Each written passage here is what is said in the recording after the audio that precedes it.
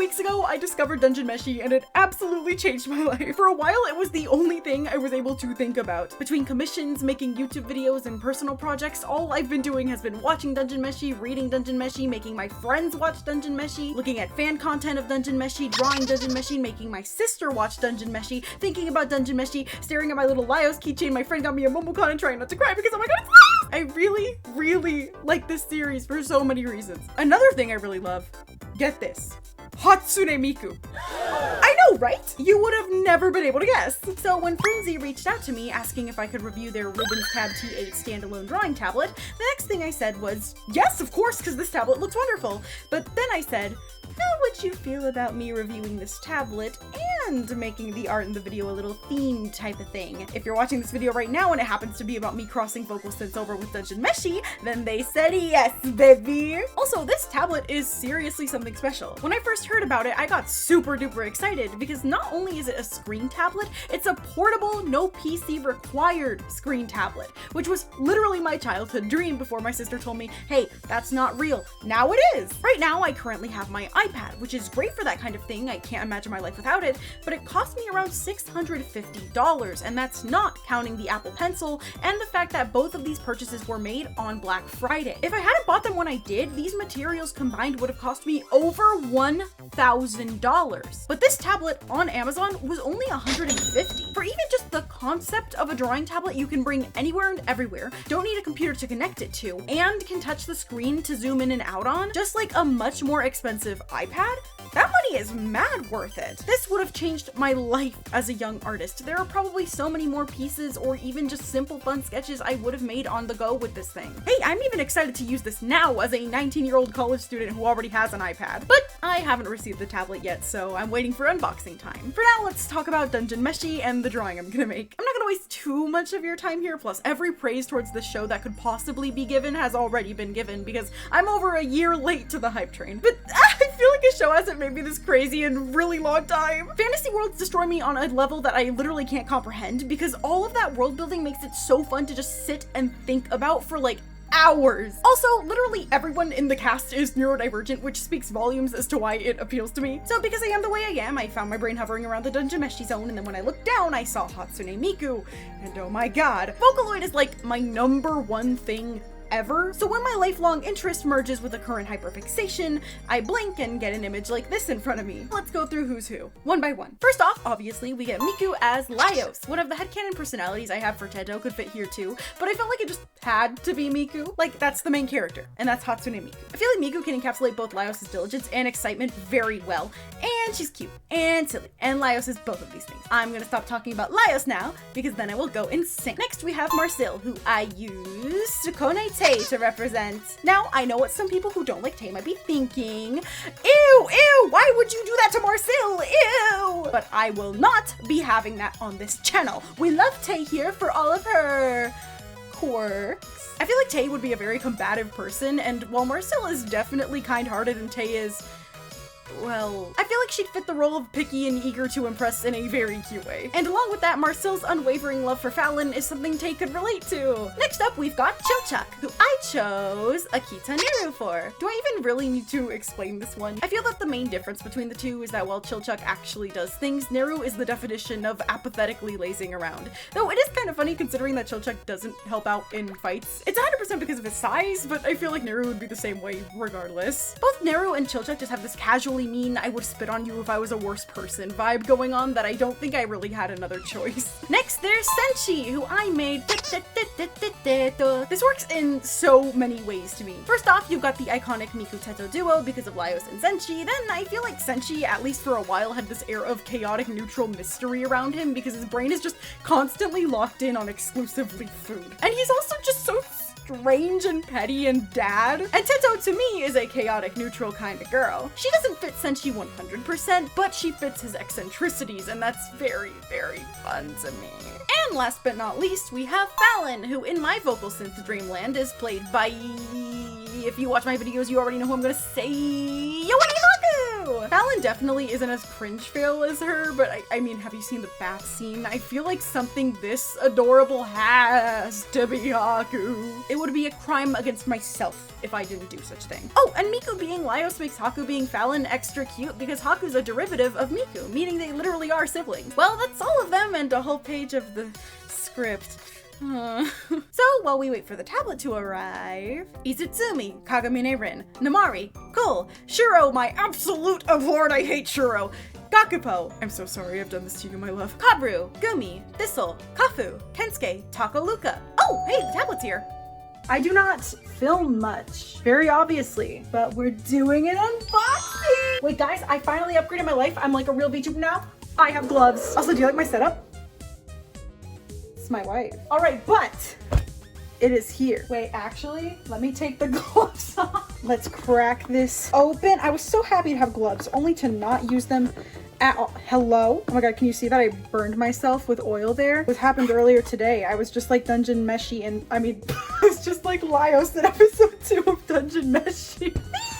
Oh, it's a little tutorial book. Oh, so kind. Okay, so here it comes with the drawing glove, clean screen wiper thingy, and 2 more gloves. I don't think I'll need it though, because I know that the screen for this is supposed to have palm rejection, which is very good. What is this? What is this compartment?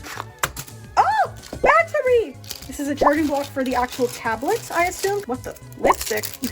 Hello? Oh, it's a brush! I'm assuming this is to wash the screen. Karu.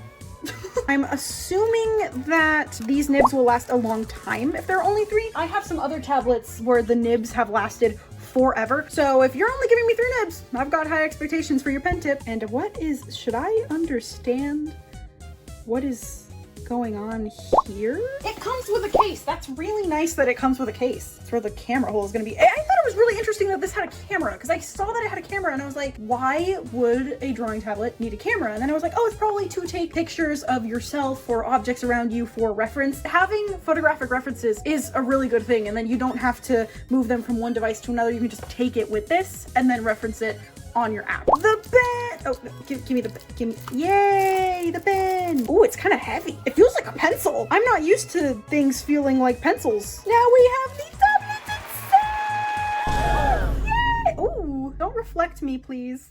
Yeah, see, reflect Karu. Yeah, where's the on button? It's probably not already charged. Yeah, okay. What?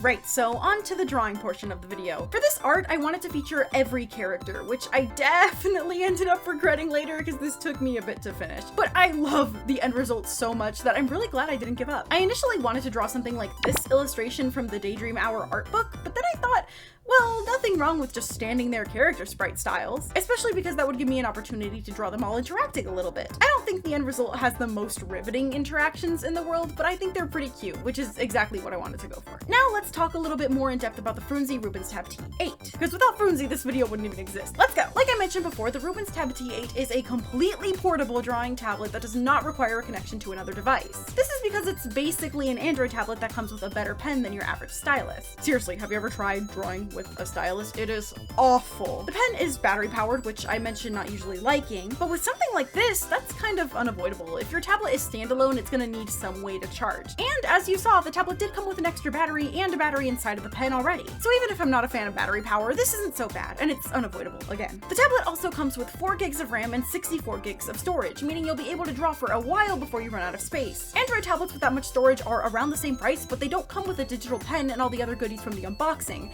making this tablet, in my opinion, a really nice deal. And again, you'll be able to draw whenever, wherever, and however you want. You can download any drawing app you'd like, and the tablet is plenty light, coming with a built-in screen protector and case so you don't have any anxiety about bringing it with you every day. The case has a bunch of angles that you can use to set it up while you're drawing, and I don't usually draw with my tablets angled up because my cases have never had that option. So being able to try it out was really nice. I'm way more used to having a tablet in my lap, but working at an angle is better for your neck. The pen itself has good pressure sensitivity, and I really liked how holding it actually felt like holding a pencil. Well, more like a mechanical pencil, but it felt heavy, and I like that. I had some trouble with the pressure in both Krita and Ibis Paint because I've never used either of these programs before. Well, I've used Krita, but not on a mobile device. But opening up Autodesk Sketchbook, which is probably the best program for this tablet, you can tell that it works pretty great, although the tablet does struggle with getting straight lines when you draw diagonally. It's something you can see in the final product of my drawing. That's nothing smoothing options in your programs can't fix, but I typically don't do so excessively, so my line art here,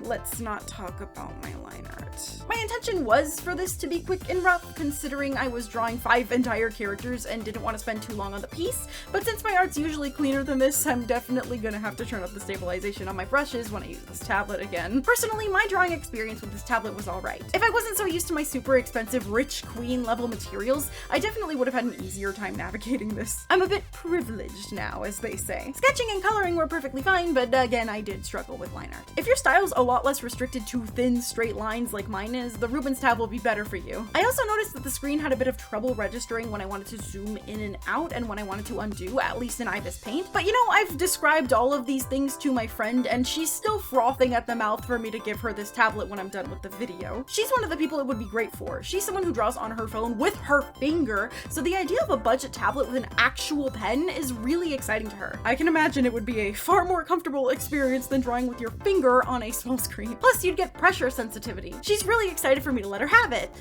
But I kind of want to keep it for myself. Just kidding, I'm not that selfish. She's more needy than me, so I'm at least going to let her borrow it. She's gonna borrow it. Because I do think this is a neat little thing, especially since it already has Autodesk Sketchbook built into it. I could always just get it on my iPad, but using this tablet is a different feel from that, and I kind of like it. Even if it's cheaper and you can tell that it's cheaper, I mean, iPads are like $1,000. It kind of resets my brain and makes my art feel fresh again, like going from digital to a piece of paper for the first time in months. But you know, I wonder how much more the RubensTab can do. Since this is similar enough to an iPad, even if it's cheaper, it runs with Android. It's actually it's not even running badly, it's like running well. That was in 60 FPS. Are you kidding me?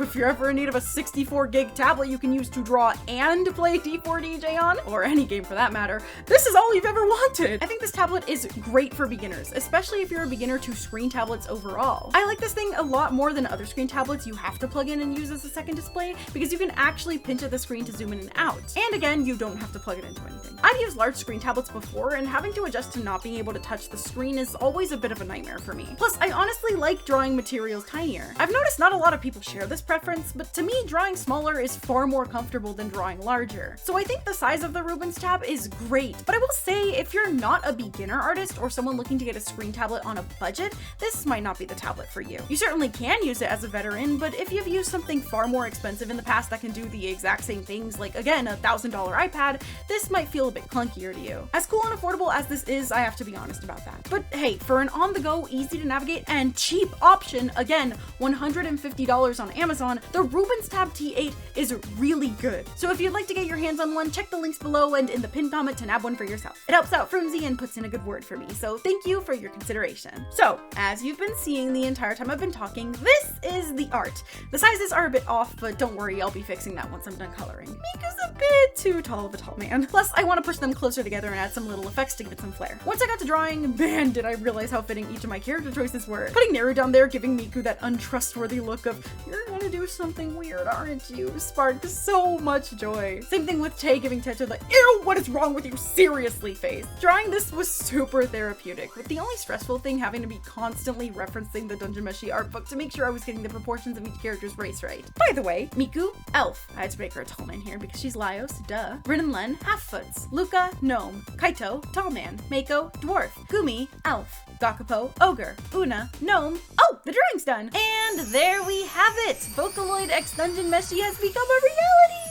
Well, that's the end of the video. I hope you enjoyed. Be sure to check out Frunsi and their RubensTab T8. I'm sure it'll be great for a lot of you out there. Thank you for watching, and be sure to keep living because that's the only way things can get better. See you later. Bye-bye!